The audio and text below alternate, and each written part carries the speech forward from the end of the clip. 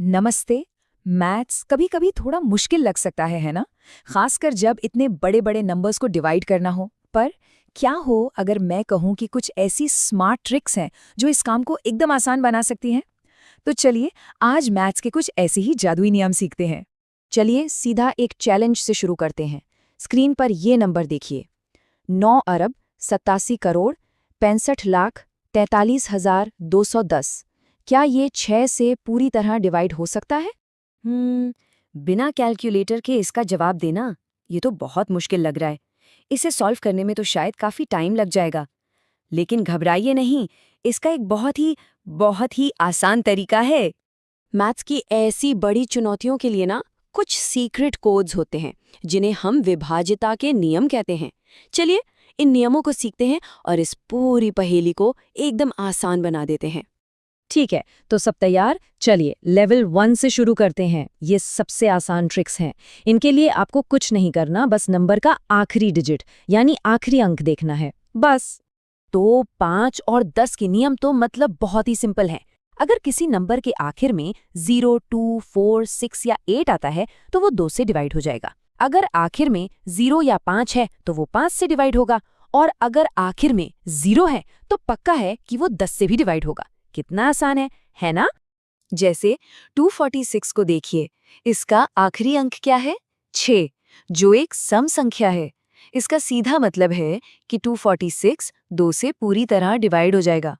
और इस बारे में 235 का आखिरी अंक है 5, तो हमारे रूल के हिसाब से ये नंबर 5 से डिवाइड हो सकता है। देखा, कोई लंबा चौड़ा कैलकुलेशन करने की जरूरत ही नहीं पड़ी। चलिए अब लेवल 2 पर चलते हैं। यहाँ हमें थोड़ी जासूसी करनी होगी।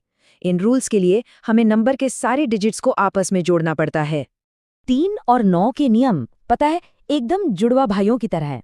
दोनों के लिए आपको नंबर के सारे डिजिट्स का टोटल करना है। अगर वो टोटल 3 से डिवाइड होता है तो पूरा नंबर भी 3 से डिवाइड होगा, और अगर टोटल 9 से डिवाइड होता है तो पूरा नंबर भी 9 से डिवाइड होगा। उदाहरण के लिए 132 को लेते हैं। इसके डिजिट्स को जोड़िए।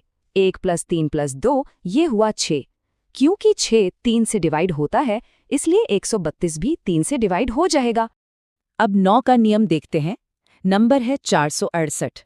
इसके डिजिट्स को जोड़ते हैं। 4 + 6 + 8, टोटल हुआ 18।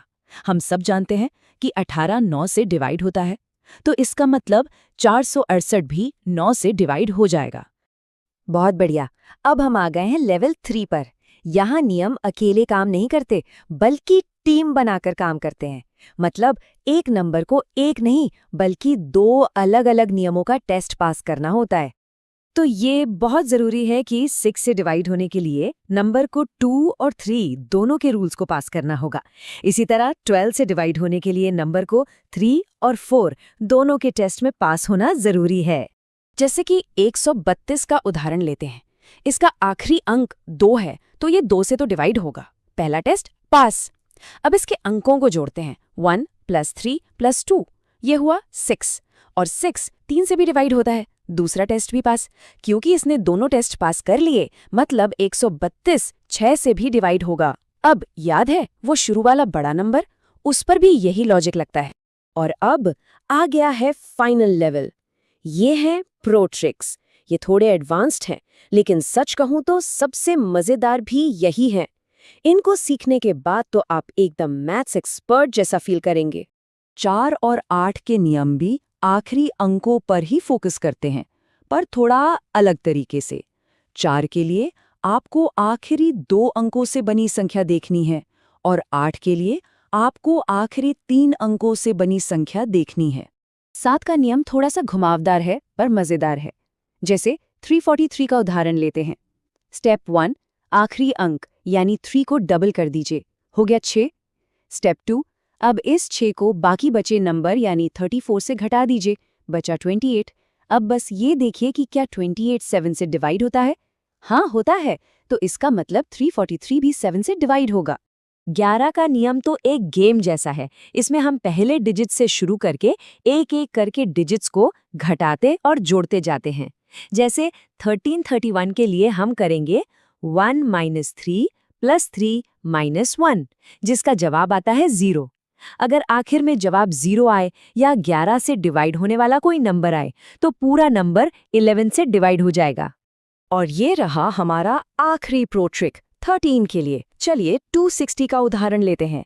इसमें आखिरी अंक यानी 0 को 4 से मल्टीप्लाई करें जो 0 ही रहेगा। अब इसे बाकी बचे नंबर यानी 26 में जोड़ दें। जवाब आया 26। क्योंकि 26 13 से डिवाइड होता है तो 260 भी 13 से डिवाइड होगा। बधाई हो, आपने सारे लेवल पार कर लिए हैं। अब ये विभाज्यता के नियम आपके नए स्मार्ट साथी हैं जो मैथ्स को आसान बनाने में हमेशा आपकी मदद करेंगे। तो हमने 4 मेन तरह की ट्रिक्स सीखी हैं। पहली, सिर्फ आखिरी अंक को देखना। दूसरी, सारे अंकों को जोड़ना। तीसरी, ये चेक करना कि क्या कोई टीम अप रूल लग रहा है। और चौथी, कुछ खास प्रो ट्रिक्स का इस्तेमाल करना। ये नियम असल में दिमागी गणित को तेज करने के लिए बहुत काम आते हैं। अगली बार जब कोई बड़ा नंबर दिखे तो घबराना नहीं है, बस इन रूल्स को याद करना है। तो अब अगला बड़ा नंबर कौन सा होगा जिसे इन नियमों से परखा जाए? ये नया ज्ञान अब आपके पास है, इसका इस्तेमाल करें और मैथ्स के साथ मजे करें।